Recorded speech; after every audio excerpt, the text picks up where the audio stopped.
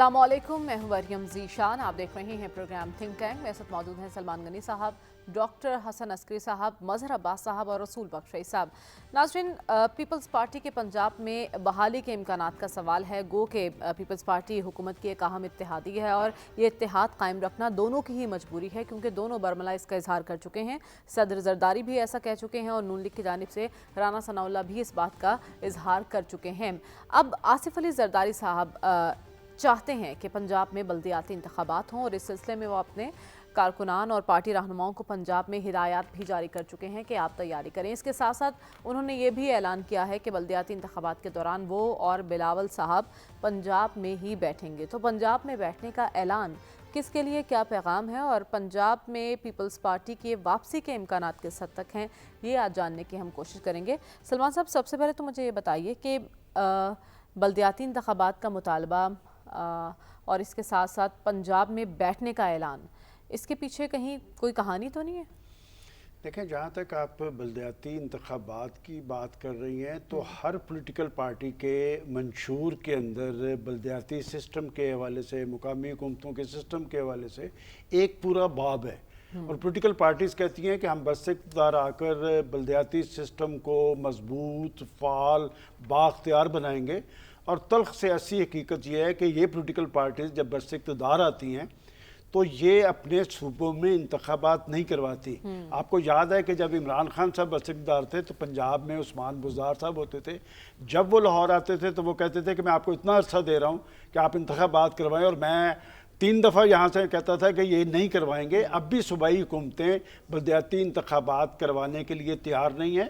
जहाँ तक आपने आसिफ जरदारी साहब की बात की है, हर पॉलिटिकल पार्टीज़ इस तरह की बयानात भी देती है, हदायत भी देती है, अहकामात भी देती है। देखें, पीपल्स पार्टी की अगर ख्वाहिश पंजाब के अंदर अपनी मकबूलियत की बहाली की है, पीपल्स पार्टी एक कौमी जमात थी। 2008 के बाद जब उनकी हुकूमत थी, क्या वजह है कि वो एक सूबे तक महदूद हो गई। और अभी मैं आपको बताता चलूँ, जिस पंजाब की वो बात कर रहे हैं कि उनकी ख्वाहिशात ज़रूर हैं, लेकिन ज़मीनी हक़ाइक़ इससे बिल्कुल मुख्तलिफ हैं। अगर उनकी मैं पार्लिमानी हैसियत इस वक्त पंजाब में, तो उनके 8 MNA हैं, 7 MNA जनूबी पंजाब से हैं, 1 MNA गुजर खान से हैं। और वो जो 7 MNA जनूबी पंजाब से हैं वो मखदूम अहमद महमूद साहब, यूसुफ रज़ा गिलानी साहब, इनकी वजह से हैं। देखिए, मखदूम अहमद महमूद साहब के बेटे MNAs हैं, वो अगर नून लीग से भी इलेक्शन लड़ते हैं तो वो जीतते हैं, वो काफ लीग से इलेक्शन लड़ते भी जीतते हैं। मेरे से आज किसी ने पूछा कि पीपल्स पार्टी कैसे मकबूलियत बहाल हो सकी, तो मैंने कहा मखदूम अहमद महमूद से नुस्खा लें कि वो आखिर कहाँ से जीतते हैं, क्यों कर जीतते हैं। इसका मतलब उन्होंने वहाँ पर कोई काम किया हुआ है। अगर वो पंजाब में बैठने की बात कर रहे हैं तो इसमें नून लीग के लिए कहीं कोई मैसेज तो नहीं है? देखिए, कोई मैसेज नहीं है। ये जो रियलिटीज़ होती हैं ये यही प्रवेल करती हैं। मैं अभी आपको MNAs का बता रहे हैं, मैं आपको MPs की भी स्ट्रेंथ उनकी 16 की है। 2 खवातीन सेंट्रल पंजाब से स्पेशल सीटों पे हैं, और 1 सीट भी उनके पास ना सेंट्रल पंजाब में है ना उधर पिंडी डिवीजन में, और 14 MPs वो भी उनके जनूबी पंजाब से हैं। तो जनूबी पंजाब के 3-4 अजला में उनका असर मौजूद है। पीपल्स पार्टी एक बड़ी जमात थी। और बात है कि अगर आसिफ जरदारी साहब देखें, पार्टी के चेयरमैन है बिलावल भुट्टो जरदारी, और 8 फरवरी के इंतखाब में आपको याद है उन्होंने लाहौर में इंतखाब लड़ा था। मैं आपको क्या कहता था इंतखाबी रिजल्ट्स में कि वो दूसरी पोजीशन का मुकाबला है, और वो तीसरे नंबर पे आए हैं। तो अगर पीपल्स पार्टी संजीदगी इख्तियार करे, आसिफ जरदारी साहब या बिलावल, वैसे तो एक बात मैं आपको बताऊं, ये हमारे गवर्नर पंजाब सरदार सलीम हैदर साहब बड़े एक्टिव हैं, वो डिविजनल मीटिंग्स भी कर रहे हैं, वो चाहते भी हैं। मेरा ज़ाती ख्याल ये है कि बात है कि ना सदर आसिफ जरदारी साहब को और ना गवर्नर पंजाब साहब को इस हैसियत के अंदर किसी पार्टी की सरगर्मियों में हिस्सा लेना चाहिए। इसलिए कि वो आईनी सरबराह हैं, वो मरकज के अंदर या सूबों के अंदर इनके पास पंजाब के अंदर देख रहे हैं पंजाब में उनके बहुत से शिकवे शिकायत भी हैं सीएम साहिबा से, उस हवाले से उन्होंने ऊपर भी बात की है। क्या पंजाब में जो वो स्पेस लेना चाहते हैं, नून लीग उन्हें स्पेस देना नहीं चाह रही, या फिर मामला कुछ और है? देखिए, मैं इस पे भी आपको कई दफ़ा कह चुका हूँ कि वो जो स्पेस पीपल्स पार्टी वाले चाहते हैं, वो स्पेस तो खुद चीफ मिनिस्टर साहबा अपने अरकान असेंबली को नहीं दे रही। अच्छा, तो देखें, अगर पीपल्स पार्टी ने पंजाब में फ़ाल या बड़ा किरदार अदा करना है तो उनके पास पंजाब में लीडरशिप होनी चाहिए। मैं वैसे अपने आज शुरा से पूछता हूँ कि पंजाब पीपल्स पार्टी जैसी बड़ी जमात का पंजाब प्रेसिडेंट कौन है? कि मैं अक्सर लोगों को पूछता हूँ, लोगों को नहीं पता होता। नहीं तो एक ज़माने में कासम ज़िया रियलिटी थी, सरदार फारूक खान लगारी के दौर में یہ 2008 سے پہلے پیپلز پارٹی 100 سیٹیں لیتی تھی پنجاب میں. قاسم ضیاء صاحب کا اپنا ایک نیٹ ورک موجود تھا. آج قاسم ضیاء صاحب بھی فعال نہیں ہیں. فاروق الغاری صاحب اللہ تعالیٰ کو پیارے ہو چکے ہیں کہ ان کا میں آپ کو پنجاب پریزیڈنٹ بتاتا ہوں جنہیں میں نے پنجاب میں کہیں ایکٹیو نہیں دیکھا. ویسے میں ان کا بڑا احترام کرتا ہوں. وہ ہیں ہمارے راجہ پرویز اشرف صاحب کہ وہ سینٹرل پنجاب کے صدر ہیں. تو میرا خیال ہے پیپلز پارٹی کو اپنے بڑے کردار کے لیے ایکٹیو ہونا پڑے گا. پنجاب کے اندر سے ایک فعال لیڈرشپ لانی پڑے گی. آج ایک وہ اگر ایکٹیو ہونا چاہیں تو پنجاب میں نون لیگ انہیں سپیس دے گی؟ بالکل دینے. سپیس دی نہیں جاتی, سپیس لی جاتی ہے. کہ اگر پیپلز پارٹی, میں نے تو پہلے بھی لاسٹ ویک بھی آپ نے پوچھا تھا, میں نے کہا یہ کسانوں کا ایشو ہے, گندم کا ایشو ہے, لائن اپنے آپ کو ساتھ بریکٹ کریں. چلے بلدیاتی انتخابات کے لیے اگر پریزیڈنٹ آف پاکستان چاہیں کہ بلدیاتی انتخابات کرنا ہے, اس پہ پریشر بنائیں. صوبائی حکومتیں الیکشن نہیں کروانا چاہتی. کیوں نہیں کروانا چاہتی؟ یہ 3 روز پہلے آپ کے الیکشن کمیشن نے ریزرویشن ظاہر کیا اور یہی بات کی ہے جو میں کہہ رہا ہوں کہ کوئی صوبائی حکومت الیکشن میں انٹرسٹڈ نہیں ہے. پہلے بھی جو الیکشن ہوئے عدالت عظمیٰ کے کہنے پہ ہوئے یا الیکشن کمیشن اس پہ زور دیتا ہے کہ جب تک آپ کا یہ مقامی حکومتوں کا سسٹم مضبوط نہیں ہوگا, آپ کا جمہوری ڈھانچہ مضبوط نہیں ہو دلچسپ خبر تو سکتا. یہ ہے نا, پیپلز پارٹی کی خود صوبائی حکومت ہے سندھ میں, وہاں وہ بلدیاتی انتخابات چلے میں آپ کو ایک اور بات بتاتا ہوں جو اپیل کرے گی لوگوں کو. شاید یہ ایک غیر اعلانیہ ان کے درمیان معاملہ ہے کہ سندھ کے اندر مسلم لیگ نون کام نہیں کرتی اور پنجاب کی سطح پہ پیپلز پارٹی سرگرم نہیں ہے. سندھ آپ کا, پنجاب یعنی آپ کہہ رہے ہیں کوئی انڈرسٹینڈنگ ہے ان کے غیر اعلانیہ غیر اعلانی انڈرسٹینڈنگ ہے. تو ڈاکٹر صاحب خواب ہے پیپلز پارٹی کی پنجاب میں واپسی کا, یہ خواب پورا ہو سکتا ہے؟ فی الحال تو کوئی آثار نظر نہیں آتے. اس کے 2 ہی طریقے ہوتے ہیں اگر یہ واپس آنا چاہیں. ایک تو یہ ہے کہ ان کے پاس کوئی نظریہ, کوئی اصول ہونے چاہیے جو کہ پہلے تھے کبھی کسی زمانے میں پارٹی کے پاس ذوالفقار علی بھٹو کے دور میں, اسی لیے پنجاب میں وہ کامیاب ہوئے. تو یا نظریہ ہو یا وہ جو ایشو پنجاب میں عام آدمی کے اس وقت ایشوز ہیں ان کو آرٹیکولیٹ کریں.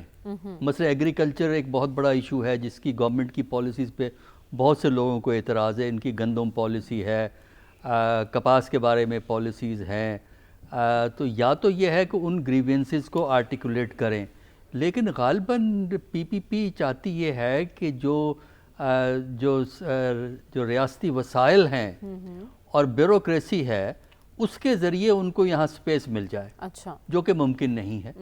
لیکن اب پی ایم ایل این کیسے یہ رسک لے سکتی ہے, کیونکہ پی ایم ایل این کی ٹائی ایک طرف پی ٹی آئی سے پڑی ہوئی ہے پنجاب میں. پنجاب میں پی ٹی آئی بھی کافی سپورٹ رکھتی ہے, اور پھر دوسری طرف اگر وہ سپیس دینا شروع کر دیں پی پی پی کو اور پی پی پی کو اسی طرح ٹریٹ کریں جس طرح کہ پی ایم ایل این اپنے آپ کو ٹریٹ کرواتی ہے, تو پھر ان کا اپنا کیا حشر ہوگا, ان کا اپنا مستقبل جو ہے وہ ایک غیر یقینی ہو جاتا ہے.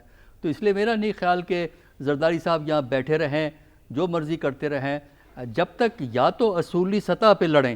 اچھا, وہ اصول اور نظریہ تو ہمارے سیاست کا فوت ہو چکا ہے نا, وہ تو حصہ ہی نہیں ہے نظریہ. یا تو نظریاتی بنیادوں پہ اسی طرح آرٹیکولیٹ کریں جس طرح کہ ذوالفقار علی بھٹو نے 1970 کے الیکشن سے پہلے پنجاب کے اندر جو اقتصادی نئی حقیقتیں پیدا ہوئی تھیں 1960 کی دہائی کی انڈسٹریلائزیشن کی وجہ سے, ان حقیقتوں کو انہوں نے آرٹیکولیٹ کیا, ایک اپنا ایجنڈا بنایا.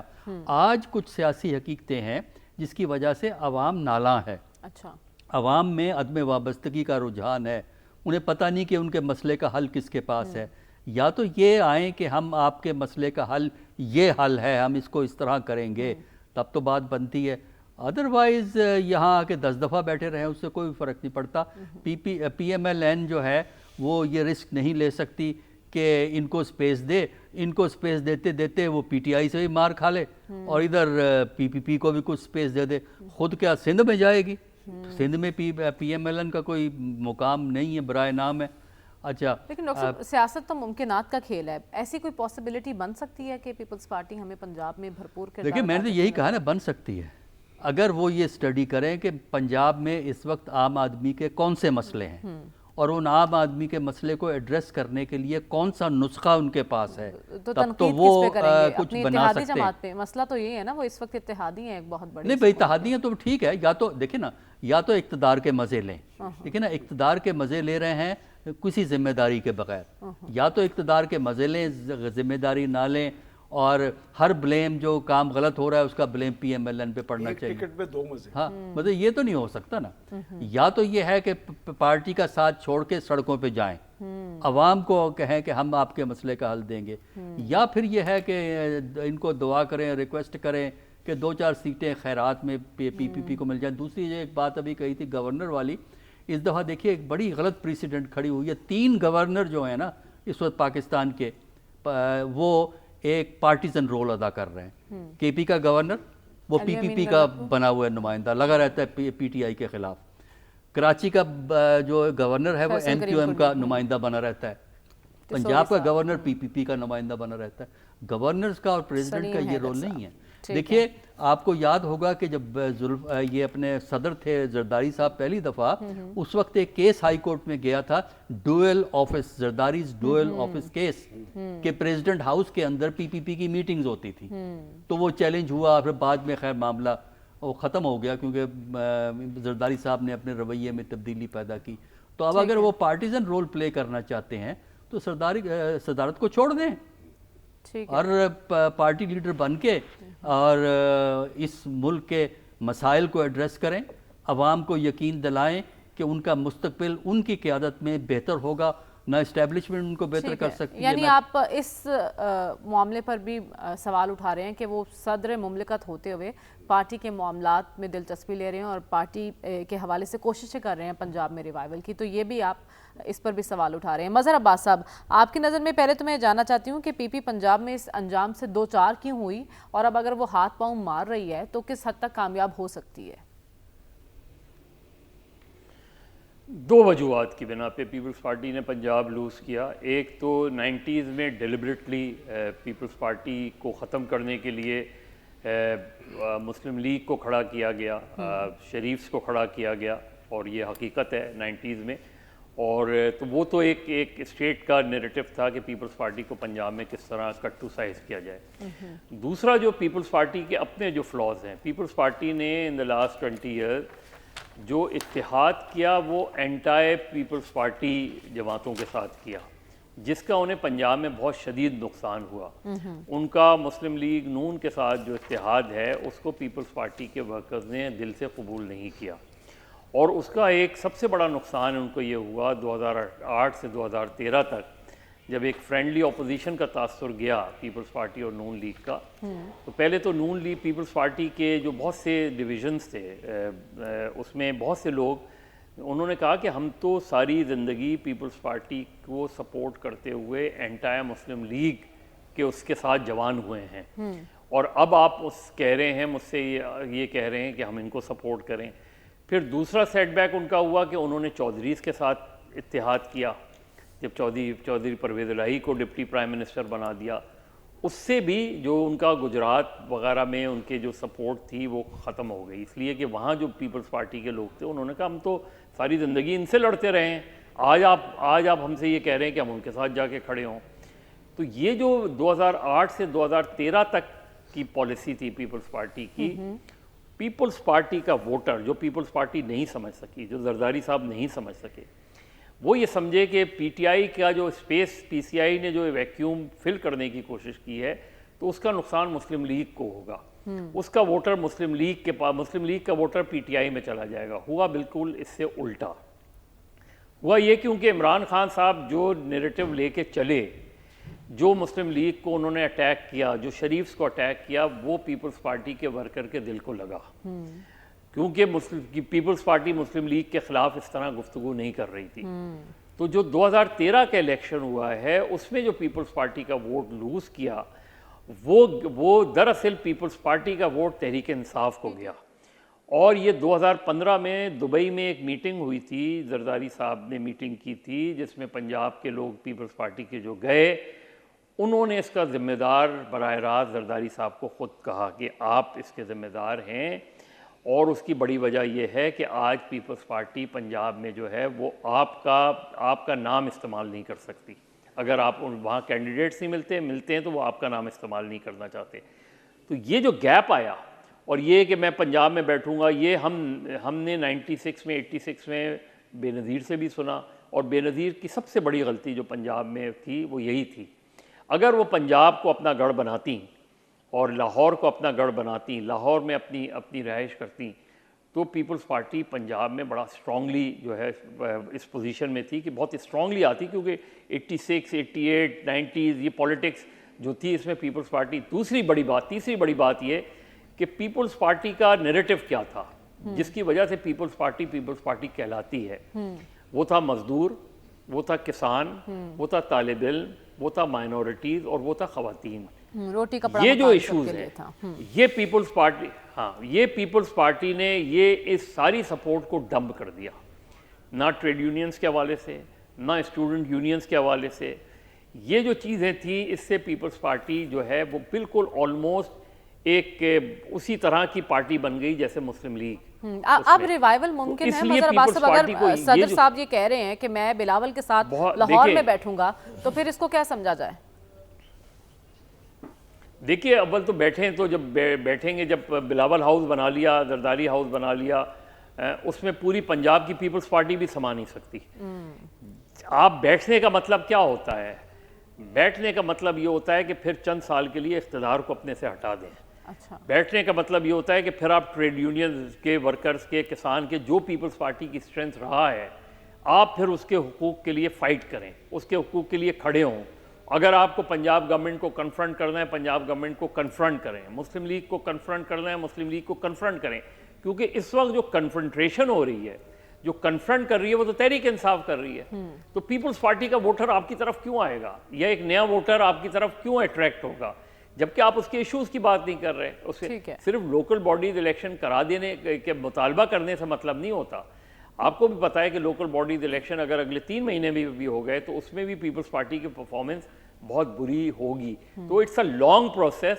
Peoples Party has to realise کہ پیپلز پارٹی کی اسٹرینتھ جو ہے وہ ایک اسٹرانگ نیریٹو کے اوپر رہی ہے. اس کی پیپلز پارٹی کی اسٹرینتھ جو تھی وہ اسٹوڈنٹس, ٹریڈ یونین, ان پہ رہی ہے. جب تک آپ اس طرف واپس نہیں جائیں گے, نیا نوجوان جو نوجوان ہے وہ تو اس وقت تحریک انصاف سے جڑا ہوا ہے, اس کو آپ اپنی طرف کیسے لائیں گے, اس کے لیے آپ کے پاس کیا چیزیں ہیں؟ ٹھیک ہے, تو نوجوان کو اٹریکٹ کرنے کے لیے آپ کے پاس کیا ہے, اس سوال کا جواب آپ کو خود تلاش کرنا ہوگا. رسول بخش رئی صاحب, دیرینہ خواہش ہے پیپلز پارٹی کی کہ پنجاب میں ریوائول ممکن ہو سکے.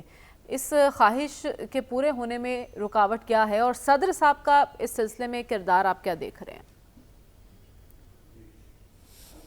میرا خیال یہ ہے کہ پنجاب سماجی طور پر کافی عرصے سے تبدیل ہو چکا ہے, جس کا ادراک نہ مسلم لیگ کو ہے نہ پاکستان پیپلز پارٹی کو ہے. یہ دونوں مروسی سیاسی جماعتیں ہیں, یہ عوامی جماعتیں نہ کبھی تھیں نہ اب ہیں. اگر پیپلز پارٹی عوامی جماعت تھی تو وہ اس زمانے میں تھی جب ہم اسٹوڈنٹ تھے اور ذوالفقار علی بھٹو صاحب تحریک چلا رہے تھے ایوب خان کے خلاف. اس وقت کا جو پاکستان کا سماج ہے یا وہاں اس وقت جو معاشی عدم مساوات تھی وہ اب بھی ہے, لیکن پنجاب میں جو سب سے بڑی تبدیلی ہے وہ یہ ہے کہ یہاں پہ مڈل کلاس بہت بڑی پیدا ہوئی ہے. اور یہ مڈل کلاس آپ دیکھیں کہ شہر 4 گنے 5 گنے 10 گنا بڑھ گئے ہیں جہاں سے پیپلز پارٹی کا وجود آیا تھا, بنا تھا. اور اس طرح سے رورل مڈل کلاس پیدا ہوئی ہے کہ خصوصی طور پر پچھلے 40-50 سال میں, تو ان کے نظریات بالکل مختلف ہیں. اور یہ تیسری نسل آ رہی ہے سیاست میں پیپلز پارٹی کی اور مسلم لیگ نون کی, لیکن جو تیسری نسل ان لوگوں کی ہے جو ووٹ دینے والے ہیں, جو شہروں میں رہتے ہیں, جو دیہاتوں میں رہتے ہیں, ان کی طرف کسی نے نہیں دیکھا کہ ان کا مزاج کیا ہے. وہ مڈل کلاس کی ان کی ویلیوز ہیں, مڈل کلاس کے ان کے نظریات ہیں. وہ ایک ایسی حکومت چاہتے ہیں جو شفاف ہو, ایسی حکومت چاہتے ہیں جہاں میں نظم و نسق ہو, ایسے رہنما چاہتے ہیں کہ جو نعرہ باز نہ ہوں. یہ نظریات میں اور نعرہ بازی میں زمین آسمان کا فرق ہے. پیپلز پارٹی نعرے لگاتی ہے, آج وقت نظریات کا بھی نہیں رہا. نعرہ تو پرانی بات ہو گئی کہ آج نظریات کی سیاست نہیں ہو رہی دنیا میں کہیں بھی. آج پریگمیٹک پالیٹکس ہے, پریکٹیکل پالیٹکس ہے. اور وہ یہ ہے کہ اس وقت مسئلہ کیا ہے, اس مسئلے کو حل کیا کرنا ہے, اس کو مسئلے کو حل کرنے کے لیے ہمارے پاس رائے کیا ہے. جو پیپلز پارٹی کی قیادت ہے اس پر جو پنجاب کا نوجوان ہے یا خیبر پختونخوا کا نوجوان ہے، سندھ کا نوجوان بھی ساتھ نہیں ہے.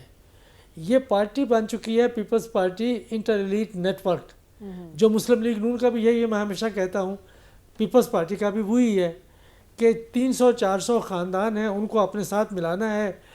انتخابات میں آپ نے دھاندلی کرانی ہے جس طرح سے کرانی ہے، ان کو جتوانا ہے. تو اگر جانا چاہتے ہیں تو عوام ان کے ساتھ کبھی نہیں ہو سکتے. میں بالکل وثوق سے کہتا ہوں جنوبی پنجاب میں جو پرانا بیچارہ اشتراکی پھر رہا ہے، مرا ہوا کوئی انٹلیکچوئل دانشور، وہ ان کے ساتھ ہے، پیپلز پارٹی کے ساتھ ہے. وہ لیکن وہ میری عمر کے ہیں، وہ میری عمر کے لوگ اور نوجوان لوگوں میں زمین آسمان کا فرق، وہ اور طریقے سے سوچتے ہیں.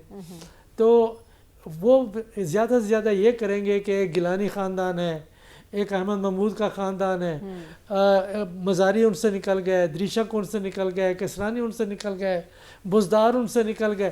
اب اس طریقے سے یہ 3-4 قسم کے لوگ ہیں. ٹھیک ہے، یہ مظفر گڑھ ہو گیا، ملتان ہو گیا، خانے وال ہو گیا، یہ آگے پنجاب میں پھر آ جائیں، مختلف دارے ہیں. تو پہلی کوشش ان کی یہ ہوگی جو پیپلز پارٹی کے ناراض لوگ ہیں جو چھوڑ کے چلے گئے تھے تحریک انصاف میں، ان کے لیے وہ راہ ہموار کریں گے. ٹھیک ہے، ان کو واپس لائیں گے. آپ کہہ رہے ہیں یہ ہوگی کہ جنوبی پنجاب کو اسپیشلی جو ہے پہلے ٹارگٹ کیا جائے اور وہاں سے وہ لوگ جو ان سے ناراض ہو گئے تھے انہیں منانے کی کوشش کی جائے اور ان کی واپسی کی راہیں ہموار کی جائیں. ہمیں پروگرام میں آگے بڑھنا ہے اور بات کرنی ہے عالمی سفارتی تاریخ کے غیر معمولی واقعے کی. ملاقات ہوئی گزشتہ روز صدر ٹرمپ اور زیلنسکی کے درمیان. یہ ملاقات تکرار میں بدل گئی، ایسا کیوں ہوا اور اس تکرار کے اثرات مغرب کی سیاست پر کیا ہوں گے، یہ جانیں گے اس بریک کے بعد. اسٹے ود اس.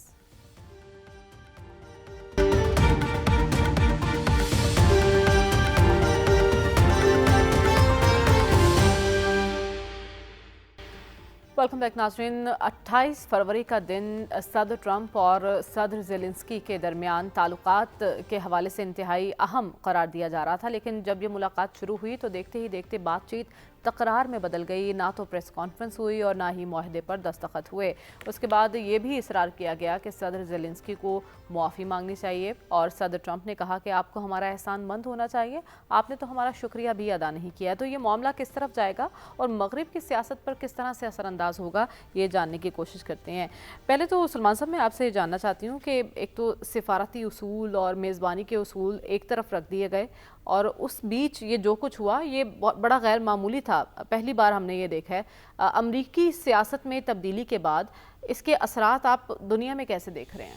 دیکھیں، پہلے تو آپ میری اس بات کی تائید کریں گے کہ میں طویل عرصے سے اسی پروگرام کی وساطت سے یہ کہتا رہا کہ ڈونلڈ ٹرمپ جو ہے ایک شخصیت نہیں کیفیت کا نام ہے، کہ وہ کیفیت کسی بھی وقت کچھ بھی کر سکتی ہے اور ان کا مخاطب اس کا احاطہ نہیں کر سکتا.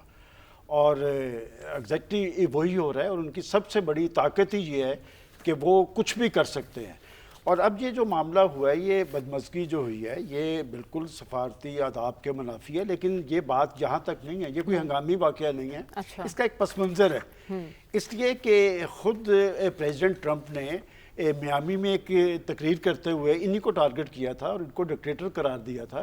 اس لیے کہ ان کی ایک لائن ہے، وہ یہ کہتے ہیں کہ جی ہمیں اپنے جنگوں میں اب امریکہ نے اپنا رول ادا نہیں کرنا اور 350 ارب خرچ کر چکے ہیں اور انہوں نے کہا میں نے یہ مال ان سے نکلوانا ہے. تو یہ اسی ٹینشن کے اندر یہ میٹنگ ہوئی تھی اور میٹنگ میں وہ جو وائس پریزیڈنٹ بیٹھے تھے، اس سے پہلے 3 پرائم منسٹر اور پریزیڈنٹ ان سے مل سکے ہیں اسی جگہ پہ. وہاں پر وائس پریزیڈنٹ موجود نہیں تھے. اس کا مطلب ایک کھچاؤ اور تناؤ موجود تھا اور اس کا اظہار انہوں نے کر دیا.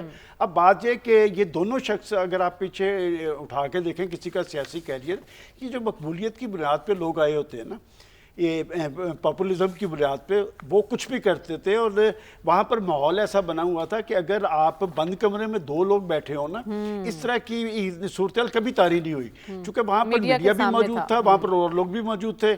اگر ایک طرف اپنا پریزیڈنٹ ٹرمپ تھے تو دوسری طرف یوکرین کے پریزیڈنٹ تھے، وہ بھی الیکٹڈ تھے اور وہ بھی اپنے آپ کو، آپ اگر ان کی ہسٹری اٹھا کے دیکھیں तो वो भी रशिया के मुकाबले में अपने आप को बहुत पॉपुलर समझते थे। अब जो कैफियत तारी हुई है इसमें देखें कि यूरोपीय यूनियन या यूरोपीय ममालिक क्या वो उनके साथ खड़े होंगे। उन्होंने प्रैक्टिकली तो कुछ नहीं किया। यूक्रेनी सदर की हिमायत की उन्होंने है। हमायत की है, वो हमायत उसी तरह की ख्वाहिशात पे मबनी है ना। वो ना तो असला दे सकते हैं, ना पैसे दे सकते हैं, ना कोई इस पोजीशन में है। लिहाजा इस वक्त बड़ी एम्बैरेसिंग पोजीशन में आ गया है यूक्रेन का प्रेसिडेंट। और रशिया के साथ भी मैं आपको थोड़ा सा बताता चलूं कि एक सॉफ्ट कार्नर मौजूद है प्रेसिडेंट ट्रंप का। और आपको याद होगा जब ये पहली दफा भी सदर मुंतखब हुए, इन पे इल्जाम था कि रशिया की इनको तईद हासिल थी। अब भी इन्होंने जो कुछ किया है इसका फायदा किसको हुआ है? रशिया को। इसका मतलब रशिया की जस्टिफिकेशन मौजूद थी। इसके असरात दुनिया पे जरूर आए हैं। अलबत्ता एक बात मैं जरूर कहूंगा कि अब प्रेसिडेंट ट्रंप से जो मुलाकात के लिए जाएगा वो बहुत कुछ सोच के जाएगा, सोच समझ कर जाएगा कि वहाँ कुछ भी हो सकता है। लेकिन डॉक्टर साहब, मैं आपसे जानना चाहती हूँ, अगर यूक्रेन ने जंग जारी रखनी है तो उसको तो अमेरिका की ज़रूरत पड़ेगी, और अमेरिका चाहता है कि ये जंग ख़त्म कर दी जाए। तो फिर मामला आगे कैसे बढ़ेंगे? यूरोपीय ममालिक अगर ज़ेलेंस्की की हिमायत कर रहे हैं तो इसको क्या पैगाम समझा जाए? देखिए, मौजूदा अमेरिकी सदर की जो डिक्लेयर्ड पॉलिसी इस वक्त तक हमारे सामने आई है वो यही है कि अमेरिका को गैर ज़रूरी जंगों से निकालना है। और इसके अलावा अमेरिका के बेस भी दुनिया में बहुत ज़्यादा हैं। अब उनमें से कितने को वो कम करेंगे ये हमें नहीं मालूम, लेकिन जंग से बचने के लिए जो यूक्रेन का जो जंग है, यूक्रेन की जंग असल में प्रॉक्सी वॉर बन गई थी। अमेरिका और नेटो की जंग थी रशिया के ख़िलाफ़ यूक्रेन के ज़रिए। तो यूक्रेन एक प्रॉक्सी का रोल अदा कर रहा था। इस वजह से अमेरिका ने सबसे ज़्यादा पैसा इसमें जो झोंका है, और यूरोपियन ममालिक ने भी मदद की, लेकिन यूरोपियन ममालिक की मदद बड़ी अमेरिका की निस्बत कम थी। सिर्फ ये है कि वो एक ट्रांजिट रूट ज़रूर थे यूरोपियन कंट्रीज चीज़ें जाने इसका मतलब यूरोपीय ममालिक की हिमायत का भी कोई इतना असर नहीं होगा? नहीं, देखें, इस वक्त जो है जो सदर ट्रंप जो है ना, इसके बाद यूरोपियन ममालिक से अपने रिलेशन को भी रीडिफाइन करेंगे। अच्छा। बल्कि इससे ये है कि यूरोपियन ममालिक को अब अपनी अलहदा इकाई के एक सियासी इकाई के तौर पर अपनी हैसियत को मनवाना पड़ेगा, क्योंकि अमेरिका जर्मनी को भी ये कह चुका है, यूरोपियन ममालिक को ये कह चुका है कि जो नेटो है, नेटो के अखराजात भी उनको शेयर करने पड़ेंगे ज़्यादा। अच्छा। अब तो कम है, अब भी शेयरिंग है लेकिन कम है। यानी अमेरिका में आने वाली तब्दीली अपने इर्द गिर्द सबको लपेट में लेगी। मेरा ख्याल है कि ये इससे वो कोशिश करेंगे अपना रिलेशनशिप यूरोप से रीडिफाइन करें, और रशिया से रीडिफाइन हो रहा है। देखिए, उसको एक और अमेरिका को फ़ायदा है। इस वक्त अमेरिका के लिए एक बड़ा चैलेंज चीन है। जो कंपटीशन है उसका, यानी उनसे दोस्ती भी है और कंपटीशन भी है।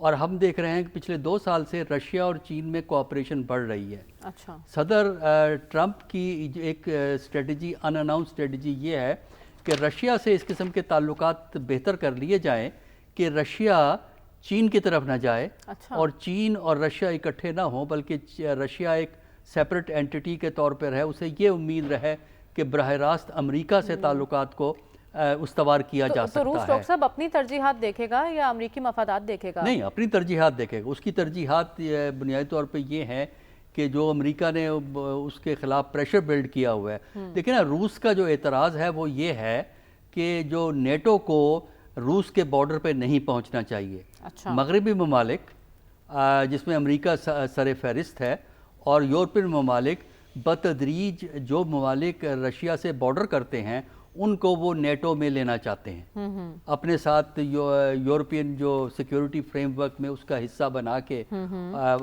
जो खुद अपनी मिलिट्री प्रेजेंस को रशिया के बॉर्डर पे पहुंचाना चाहते हैं। जबकि रशिया ये चाहता है कि यूक्रेन है और दूसरे ममालिक जो बॉर्डर करते हैं रशिया से, वो नेटो का हिस्सा ना बने। हाँ। और ना ही यूरोपीय यूनियन का हिस्सा बने।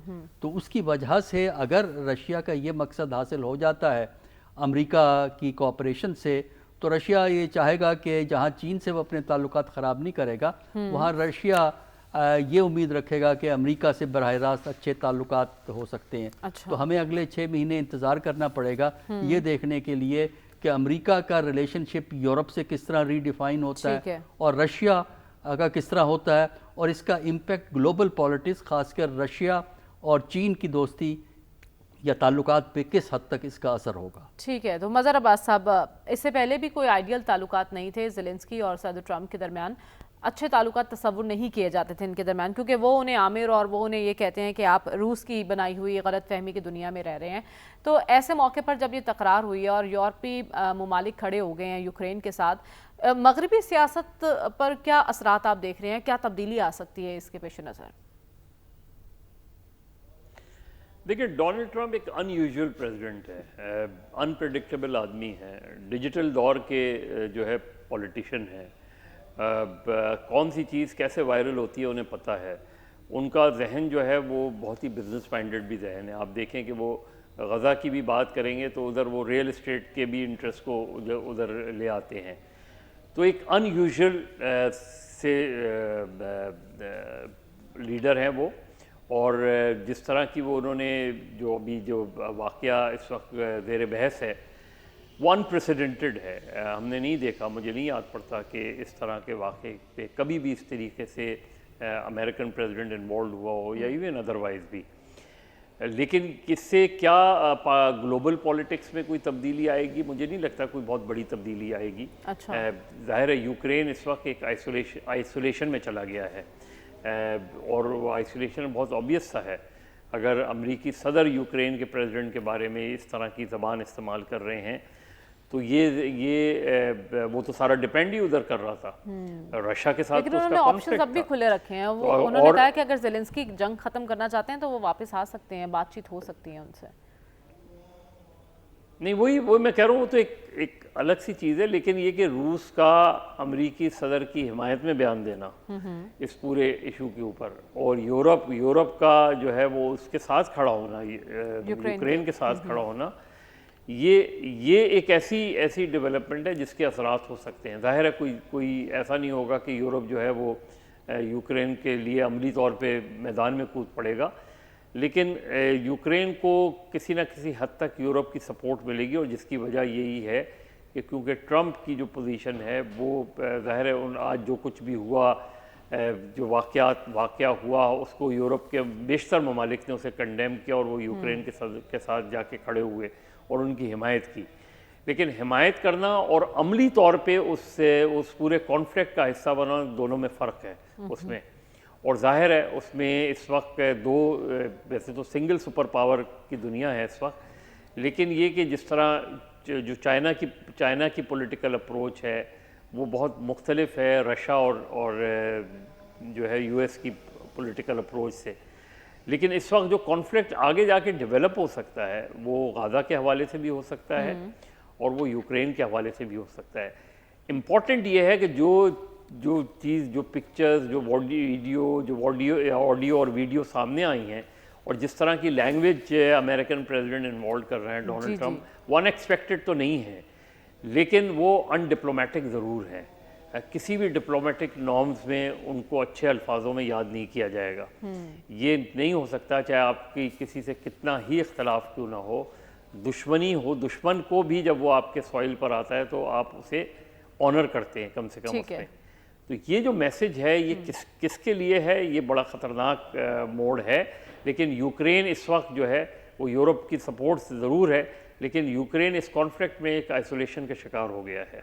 ठीक है, आपको आइसोलेशन का शिकार दिखाई दे रहा है यूक्रेन। लेकिन रसूल बख्श रईस साहब, अगर इस कॉन्फ्लिक्ट को देखा जाए तो इसके नताइज, और क्या इस कॉन्फ्लिक्ट को देखकर ये कहा जा सकता है कि सदर ट्रंप और पुतिन के ताल्लुकात मजबूत हुए हैं? देखिए, बात ज़रा थोड़ी सी तफसील से करनी पड़ेगी कि जो दूसरी जंग अज़ीम के बाद एक आलमी निज़ाम बना था उसकी बुनियाद ये थी कि अमेरिका सलामती की ज़िम्मेदारी यूरोप में और फार ईस्ट में, जापान में, सर जंग में रूस के ख़िलाफ़, चीन के ख़िलाफ़ वो करेगा। और एक सोच थी अमेरिका के अंदर कि ये इतना बड़ी भारी ज़िम्मेदारी हमें नहीं लेनी चाहिए, बल्कि जो हमारे इत्तेहादी हैं, एलाइज़ हैं, उनका हमारे साथ ट्रेड सरप्लस है, हम उनको सैकड़ों अरब डॉलर्स का सरप्लस दे रहे हैं। ये बात ये जो ट्रंप के लोग हैं वो ये कह रहे हैं, माजी में भी कहते रहे हैं, और उनके डिफेंस की पेमेंट हम कर रहे हैं, गारंटीज दे रहे हैं, अपने फोर्सेस को वहाँ रखा हुआ है। ये लेट 1970s से امریکہ اور یورپ کو اور جاپان کو یہ کہہ رہا تھا کہ دیکھیں آپ ہمارے ساتھ، ہم نے آپ کو منڈیاں دی ہوئی ہیں، آپ یہ ہے کہ آپ کی سرپلس ہے، سارا کچھ ہے، لیکن آپ اپنا ڈیفینس اخراجات اپنے بڑھائیں، یہ ہماری ذمہ داری نہیں ہے. تو وہ پورا نظام جس کی بنیاد یہ تھا کہ روس ایک بہت بڑا خطرہ ہے ہمارے لیے اور چین ہمارے لیے بہت بڑا خطرہ ہے، اس لیے ہمیں الائز کی ضرورت ہے. یہ ان کی سوچ نہیں ہے. ان کی سوچ کیا ہے پھر؟ ان کی سوچ یہ ہے کہ تیسری جنگ عظیم سے بچنے کے لیے ضروری ہے کہ یہ چین، روس اور امریکہ کا ٹرائنگولر ریلیشن شپ پیدا کیا جائے. اچھا، اختلافات ہو سکتے ہیں، مسابقت ہو سکتی ہے، لیکن تینوں کے ساتھ. یہ صرف نہیں ہے کہ روس اور امریکہ کا اتحاد ہو رہا ہے اور چین کے ساتھ ان کی جنگ ہوگی، ایسا نہیں ہے. ان کے پاس اسلحہ اتنا زیادہ ہے کہ دنیا کو تباہ کر سکتے ہیں، ختم کر سکتے ہیں. اگر آپ دیکھیں کہ جو اقتصادی صورتحال ہے، جو صرف جرمنی کی، کینیڈا کی بھی اپنے طور پہ، جرمنی کی جو جی ڈی پی ہے یا اس کی جو قومی ویلتھ ہے وہ روس سے زیادہ ہے، یورپ کی تو بہت زیادہ ہے. تو ہوگا یہ کہ امریکہ اپنی ذمہ داریاں ختم کر کے ان سب کو یہ کہہ رہا ہے کہ اگر یوکرین کا مسئلہ ہے تو یہ پھر یورپ کی ذمہ داری بنتی ہے. اور ایک اور سوچ جو میں بتاتا ہوں کہ کیا ہے، وہ یہ ہے کہ جب جو روس کے ساتھ معاہدے ہوئے تھے جنگ کے بعد، تو یہ تھا کہ آپ مشرقی یورپ سے چلے جائیں، مرکزی یورپ سے چلے جائیں، ان علاقوں سے، لیکن یہ ہے کہ ہم آگے نہیں بڑھیں گے. ٹھیک ہے، کہ یہ علاقے جو آپ کچھ یعنی آپ یہ کہہ رہے ہیں کہ اس ساری صورتحال میں اب یورپی اتحادیوں کی ذمہ داری دگنی ہو چکی ہے. ہمیں پروگرام میں ایک بریک کی جانب بڑھنا ہے. واپس آئیں گے تو ذکر کریں گے امریکی صدر نے ایک اور اہم اعلان کیا ہے اسلحہ واپس لانے کی افغانستان سے. تو کیا یہ ممکن ہے؟ جانیں گے اس بریک کے بعد. اسٹے ود اس.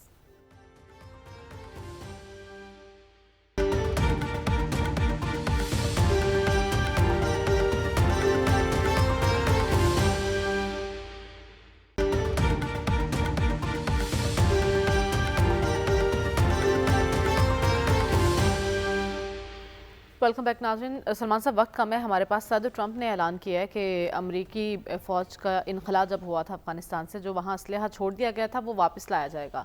یہ کیسے ممکن ہوگا؟ دیکھیں بات جی، پہلی بات تو یہ ہے کہ وہ اتنی بڑی تعداد میں اسلحہ چھوڑ کے کیوں گئے تھے؟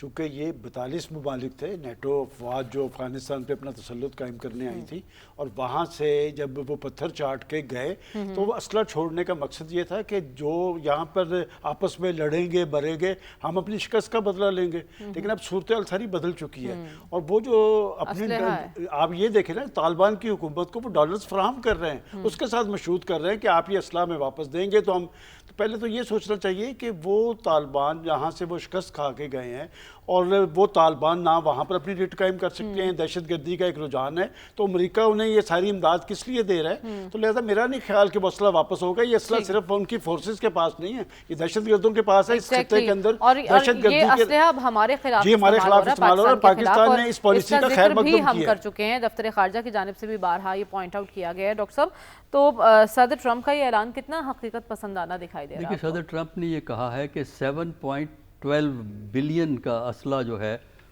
جس میں ملٹری ایکوپمنٹ بھی ہے، سارا اسلحہ نہیں ہے، ٹرانسپورٹ کافی ہے اس کے اندر، وہ وہاں چھوڑ کے بھاگے تھے امریکہ سے. تو اگر آپ وہ چھوڑ کے بھاگے ہیں تو افغانستان کیوں واپس کرے گا، اور کس لیے واپس کرے امریکہ کے تو کوئی خاص سفارتی تعلقات بھی نہیں ہیں. یا تو ہو کوئی ریسیپروکل بیسس پہ کوئی ارینجمنٹ ہو جس کا کوئی امکان ہمیں نظر نہیں آتا، بلکہ امریکہ نے نہ صرف یہ کام کیا جس میں سے کچھ اسلحہ پاکستان کے خلاف استعمال ہو رہا ہے، امریکہ نے پاکستان پہ ایک اور زیادتی کی ہے، جس کا ایک تو اسلحے کی وجہ سے، دوسرا یہ ہے کہ جب یہ یہاں سے بھاگے تھے تو افغانیوں کی ایک بڑی تعداد پاکستان آئی تھی کہ ان کو ری سیٹل کیا جائے گا یورپ میں اور امریکہ کے اندر. آج 2021 کی میں آپ سے بات کر رہا ہوں، آج ہم 2025 میں ہیں، ابھی تک یہ ری سیٹلمنٹ نہیں ہو سکی، اور وہ افغانی ابھی تک پاکستان کے اندر ہے. یہ پوائنٹ آؤٹ بھی کیا معاملہ ہمارے دفتر خارجہ نے. لیکن مظہر عباس صاحب، جس طرح کا اعلان کیا گیا ہے صدر ٹرمپ کی جانب سے، افغان انتظامیہ کیا یہ سب کچھ ممکن بنا سکے گی؟